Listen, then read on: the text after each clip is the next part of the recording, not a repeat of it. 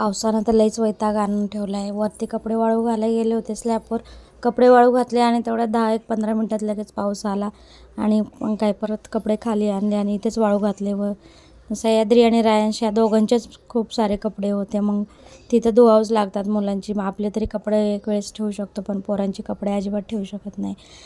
मग कपडे वगैरे वाळू घातले आणि दुपारी सगळी कामं झाली होती घरातली, पण दळण वगैरे बाकी होतं. घरात पण थोडीशी कपडे फॅनमध्ये वाळू घातली आणि आज राया झोक्यात झोपला होता. मग म्हटलं आपलं थोडं दळण करावं. खूप दिवस झालं ज्वारीचं पीठ संपलं होतं. दळण केलं तरी पण झोप खूप येत होती, पण काम काहीच संपत नव्हतं. त्यामुळं म्हटलं झोपून कसं चालेल, काम तर करावंच लागेल. दळण झाल्यानंतर मग काय चहा प्यायचा मूड झाला, चहा पित होते इथे. आणि सह्याद्री मागे लागली होती चहाला. तिला मी कधी चहा नाही देत, तसं दूध देते, पण कधी कधी तिला आता सर्दी झालेली आहे म्हटलं थोडी चव लागेल म्हणून थोडासा चहा देत होते. पण तिला कुठे दम पडतोय, ती म्हणते लगेच चहा दे. चहा तर गरम होता ना, त्यामुळे थोडा थंड व्हायची वाट बघत होते.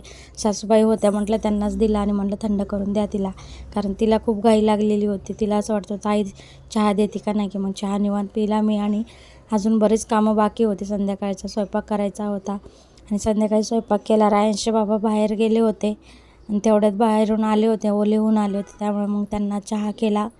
रायांश पण उठला होता, उशिरा झोपला होता, त्याने उशिरा उठला.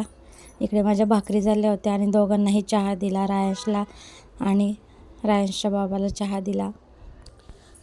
चहा दिल्यानंतर ना पूर्ण स्वयंपाक करून घेतला. भाकरी केली, भाजी केली होती आधीच, त्यामुळं भाकरी वगैरे करून मग आरती वगैरे करायची बाकी होती अजून.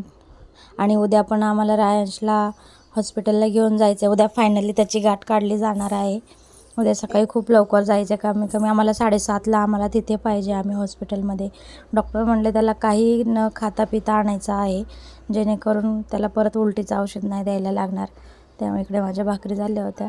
शेवटची भाकरी होती म्हणून अशी करपवून गेली आणि छोटीशी होती. इकडे डाळ भाताचा कुकर लावला होता. नंतर आरती करून घेतली आम्ही आणि आरतीला थोडा उशीरच झाला होता. इकडे सह्याद्री बघा कशी फिरते.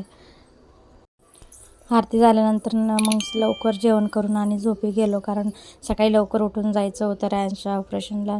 उद्या नक्कीच ब्लॉग बघा, कारण रायांशचं ऑपरेशन झालेलं असेल.